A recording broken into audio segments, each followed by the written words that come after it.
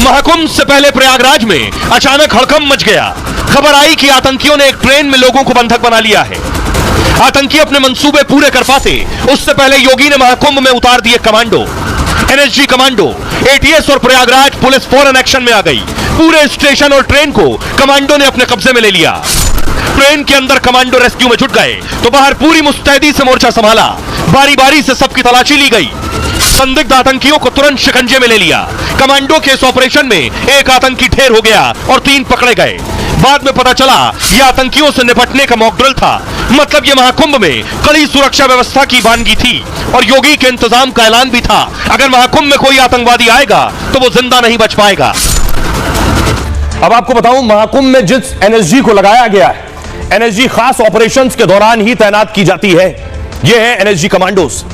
ये NSG commandos Mahakumbh की सुरक्षा में लगे। महाकुंभ पर हमले की धमकी दी गई। इसके बाद सुरक्षा व्यवस्था बेहद चाक चौबंद है। महाकुंभ को 7 लेयर सुरक्षा व्यवस्था की गई है। आतंकी हमले को लेकर एटीएस जवानों ने मॉक ड्रिल किया है। एनएसजी कमांडो भी स्पेशल हथियारों के साथ मौजूद हैं। एनएसजी को ब्लैक कैट कमांडो कहा जाता है क्योंकि ये काले रंग की वर्दी और हेलमेट में होते हैं, जिससे इनकी पहचान यूनिक और सबसे छिपी रहती है। इनका प्रतीक चिन्ह भी एक काली बिल्ली है जो इनकी तेजी और चपलता का प्रतीक है। देश की सुरक्षा में एनएसजी कमांडो की बहुत बड़ी भूमिका है। इनकी फिजिकल फिटनेस काफी बेहतरीन होती है, जिससे वो किसी भी स्थिति में तेजी से प्रतिक्रिया कर सकते हैं। ये कमांडो मुश्किल परिस्थितियों में भी धैर्य रखते हैं। बिना डरे ये जवान अपने मिशन को अंजाम देते हैं। सेना, सीआरपीएफ, बीएसएफ से चुने सैनिक ही एनएसजी कमांडो बनते हैं। पहले से ही इन सैनिकों को कड़ी ट्रेनिंग मिली होती है। इसके बाद जब एनएसजी में आते हैं तो एनएसजी चयन प्रक्रिया से गुजरना होता है। फिजिकल फिटनेस, मेंटल स्ट्रेंथ और साइकोलॉजिकल टेस्ट होते हैं इनके। इसके बाद 14 सप्ताह की बेहद कड़ी ट्रेनिंग इन्हें दी जाती है।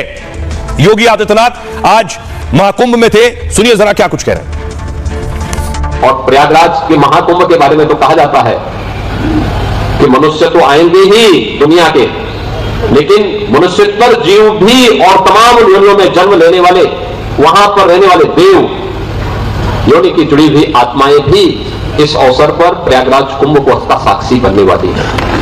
इसलिए प्रयागराज को उस भव्य रूप में प्रस्तुत करना, प्रयागराज को उस दिव्य रूप में रखना, स्वच्छ प्रयागराज की परिकल्पना को साकार करना, प्रयागराज को इस ऐतिहासिक अवसर पर उसी भव्यता के साथ प्रस्तुत करने में हम सब सफल होंगे। और आइए अब आपको दिखाते हैं महाकुंभ की कुछ अजब और गजब तस्वीरें। प्रयागराज महाकुंभ मेले में देश से अनोखे बाबा भी पहुंच रहे हैं। कोई सिर पर मोरपंख की कलंगी लगाए है, किसी ने 9 साल से अपना हाथ ऊपर कर रखा है, किसी ने रुद्राक्ष की माला पहन रखी है, तो कोई कंप्यूटर और लैपटॉप लेकर चर्चा में। सबसे पहले बात करते हैं एम्बेसडर वाले बाबा की। महंत राजगिरी नाग बाबा 35 साल से एक एम्बेसडर कार की सवारी कर रहे हैं। जहां भी जाते हैं अपनी एम्बेसडर कार से ही पहुंचते हैं और इनके खाने पीने, सोने और रहने की व्यवस्था भी इसी कार में, इसलिए इन्हें एम्बेसडर बाबा कहा जाता है। तो महाकाल गिरी बाबा 9 साल से अपना एक हाथ ऊपर उठाए हुए और 9 साल से यह हाथ ऊपर उठाए। इस हाथ में इनके नाखून उनकी उंगलियों से भी बड़े हो गए हैं। महाकाल गिरी बाबा राजस्थान के जोधपुर के रहने वाले हैं। उंगलियों से लंबे नाखून वाले बाबा भी इन्हें कहते हैं। सुनिए क्या कहते हैं महाकाल गिरी। कितने साल हो गए हाथ उठाए हुए? आपने बताया 9 साल हो गए। 8-9 साल हो गए जी।